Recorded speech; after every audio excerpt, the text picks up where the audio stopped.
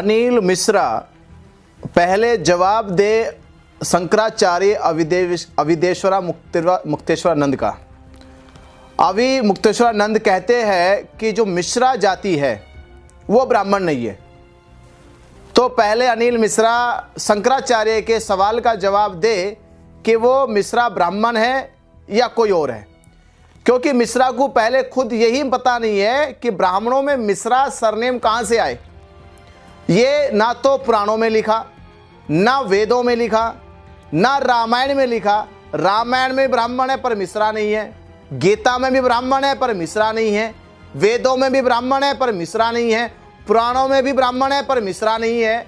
या यूं कहा जाए कि हिंदुओं के हर शास्त्र में ब्राह्मणों का जिक्र हुआ पर मिश्राओं का जिक्र नहीं हुआ।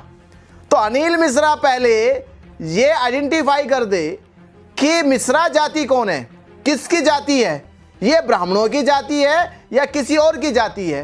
तो पहले अनिल मिश्रा को अपनी जाति का, अपने वंश का पता लगाना चाहिए, क्योंकि बहुत सारे शंकराचार्यों ने कहा कि मिश्रा ब्राह्मण नहीं है।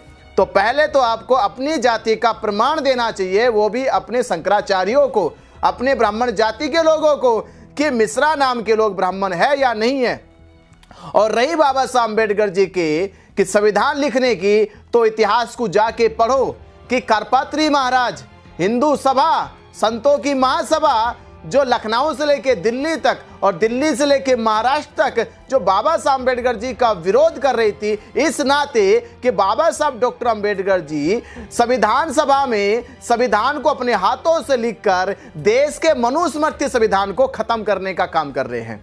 बाबा साहब अम्बेडकर जी का विरोध कर रहे थे कि बाबा साहब अम्बेडकर जी देश के अंदर जो फैली असमानता, गैर बराबरी थी, उसको खत्म करके देश में समानता का अधिकार संविधान में लिख रहे थे।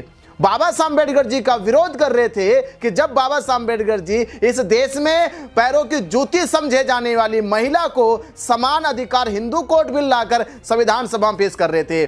तो आपको जाइए हिंदू महासभा वालों से, संत महासभा वालों से करपात्री महाराज का इतिहास पढ़ लीजिए। जब उसको पुलिस के डंडे पड़े थे, जब बाबा साहब अम्बेडकर जी का विरोध कर रहा था, उनको बाबा साहब अम्बेडकर जी के विरोध के कारण उनको मालूम था कि बाबा साहब डॉक्टर अम्बेडकर जी केवल एक शख्सियत नहीं है, वो एक इतिहास रचयिता है।